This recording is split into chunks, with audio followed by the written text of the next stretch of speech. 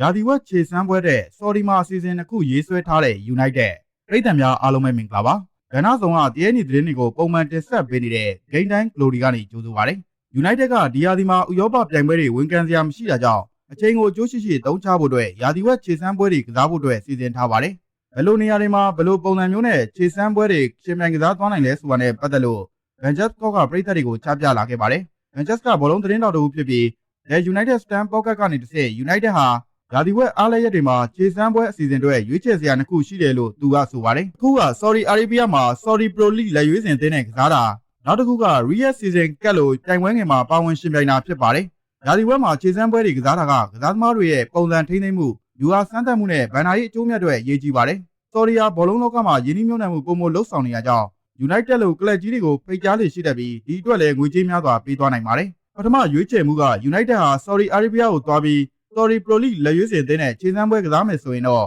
ဒီစီစဉ်ကပြည်သက်တွေအတွက်တော်လေးကိုစိတ်ဝင်စားနဲ့စောင့်ကြည့်ခြင်းစရာအကောင်းဆုံးပွဲတစ်ပွဲဖြစ်လာပါလိမ့်မယ်။အဲ့ဒီနေ့က Champions League Final ရှိတယ်ဆိုရင်တောင်မှ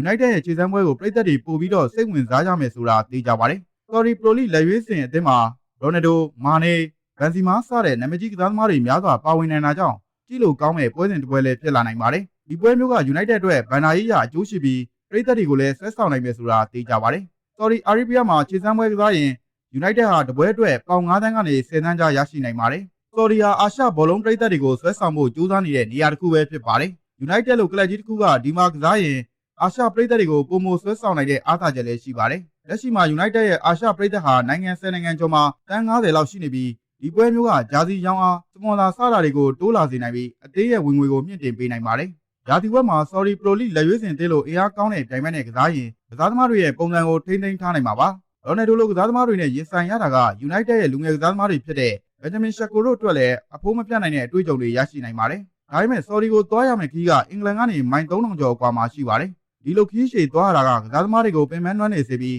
ရာသီဒုတိယပိုင်းမှာစမ်းဆောင်ရည်ထိခိုက်နိုင်တာကိုလည်းထည့်တွက်ဖို့လိုပါတယ်။ဥပမာ2023ခုနှစ်မှာလီဗာပူးတင်းဟာအာရှခြေစမ်းပွဲခီးစဉ်ပြီးနောက်ရာသီစပိုင်းမှာကစားသမားတွေဟာပင်ပန်းနွမ်းနေမှုကြောင့်ရုန်းကန်ခဲ့ရပါတယ်။ Saudi Pro League လက်ရွေးစင်အသင်းဟာအင်အားကောင်းပေမဲ့ဥရောပထိပ်တန်းအသင်းတွေလိုပြိုင်ဆိုင်မှုပြင်းထန်မှုမရှိနိုင်ပါဘူး။ဒါကအမိုရင်ရဲ့ဗျူဟာစမ်းသပ်မှုတွေအကျိုးသက်ရောက်မှုနည်းပါးစေနိုင်ပါတယ်။ Saudi မှာကစားရင် United ရဲ့ပြည်သက်တချို့ကဒါကိုပတ်သက်ရှာဖို့တတ်တယ်လို့မြင်ပြီးဝေဖန်လာနိုင်ခြေရှိပါတယ်။ဒါကအသင်းရဲ့ဂုဏ်သတင်းကိုအနည်းငယ်ထိခိုက်စေနိုင်ပါတယ်။ဒုတိယရွေးချယ်မှုကတော့ United ဟာ Riyadh Season Cup လို့ပြိုင်ပွဲငယ်မှာပါဝင်ရှင်ပြိုင်တာပဲဖြစ်ပါတယ်။ဒီပြိုင်ပွဲက Saudi Arabia ရဲ့ဖျော်ဖြေရေးနဲ့အားကစားပွဲတွေကိုမြင့်တင်ဖို့စီစဉ်ထားတဲ့ပြိုင်ပွဲတစ်ခုဖြစ်ပြီးဥရောပကလပ်တွေနဲ့ Saudi ကလပ်တွေပါဝင်ရှင်ပြိုင်လို့ရှိပါတယ်။ဥပမာ2024ခုနှစ်မှာ Inter Miami, Al-Nassr နဲ့ Al-Hilal တို့ပါဝင်ရှင်ပြိုင်ခဲ့ကြပါတယ်။ Riyadh Season Cup မှာဥရောပကလပ်တွေနဲ့ Saudi ကလပ်တွေပါဝင်ရှင်ပြိုင်တာကြောင့်ပြိုင်ဆိုင်မှုပုံမပြင်းထန်နိုင်ပါတယ်။ဒါဆိုရင်အမိုရင်ရဲ့3-4-3ကစားကွက်ကိုထပ်မံစမ်းသပ်ခံစရာလည်းရောက်နိုင်လို့ဒုတိယရာသီဝက်အတွက်လည်းကောင်းမွန်တဲ့ပြင်ဆင်မှုတစ်ခုဖြစ်လာနိုင်ပါတယ်။ဒီကိုတို့က United ကိုဘယ်လိုခြေစမ်းပွဲမျိုးရှင်ပြိုင်ကစားစေချင်ကြလဲ